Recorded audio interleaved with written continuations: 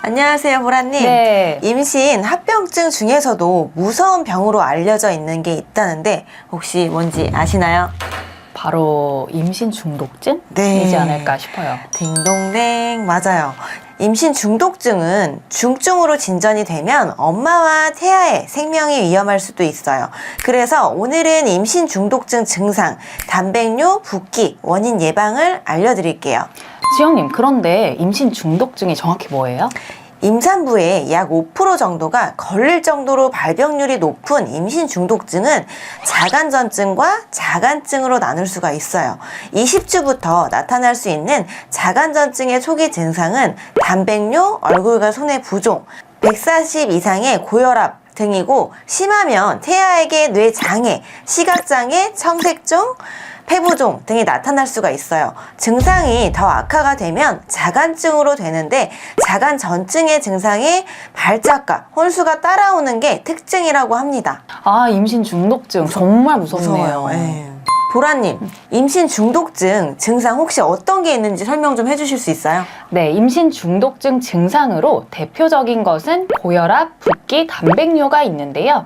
임신을 하게 되면 기본적으로 체중이 증가하는 것은 당연하지만 일주일에 1kg 이상 갑자기 늘어난다면 임신 중독증 의심을 해봐야 돼요.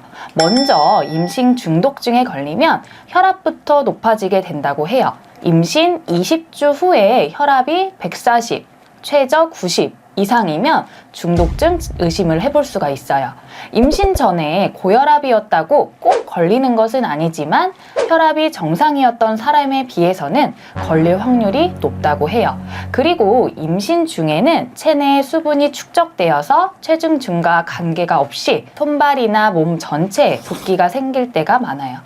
충분히 쉬거나 수면을 취하면 대부분 가라앉는데, 만약 다음 날까지 붓기가 빠지지 않거나 부은 부위를 손으로 눌러보았을 때 빨리 원상태로 돌아오지 않으면 문제가 있을 수 있답니다.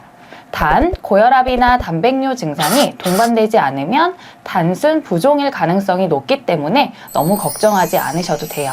마지막으로 단백뇨는 소변에 단백질이 섞여 나오는 것을 말하는데, 단백질은 위와 장에서 흡수가 되었다가 신장에서 다시 흡수되는데, 신장 기능이 저하되면 모체에 필요한 단백질이 흡수되지 못하고 소변으로 빠져나오는 거죠. 이건 자각 증상이 거의 없기 때문에 정기 검진 때 소변 검사에서 단백뇨인지 알게 될 때가 많아요. 정말 쉽게 생각해서는 안 되겠네요. 맞아요. 그럼 지영님, 임신 중독증 원인이 뭔지 알려주실 수 있나요? 임신 중독증 원인은 정확하게 밝혀져 있지는 않다고 해요. 근데 임신으로 인한 혈액순환기의 변화에 몸이 적응을 하지 못해서 생긴다고 보는 것이 일반적이라고 해요. 보통 임신을 하기 전부터 혈압이 높거나 고령의 산모들은 이러한 자가전증이 발생할 위험이 훨씬 높아요. 게다가 체내 비타민 D가 부족하면 임신 중독증에 시달리기 더욱 쉽겠죠. 실제로 비타민 D 수치가 부족할 시 임신 중독증 발생률이 무려 5배 증가한다는 연구 결과가 발표된 바가 있어요. 산모와 아이에게 비타민 D 보충은 필수인데요. 그래서 요즘은 임신 중독증 음식, 즉 비타민 D가 풍부한 음식 위주로 신경을 써서 식사를 하는 산모님들도 많아요. 주요 증상이 나타나는 순서는 개인마다 조금씩 차이가 있을 수가 있고요. 보통은 고혈압, 부종, 단백뇨 순으로 온다고 합니다.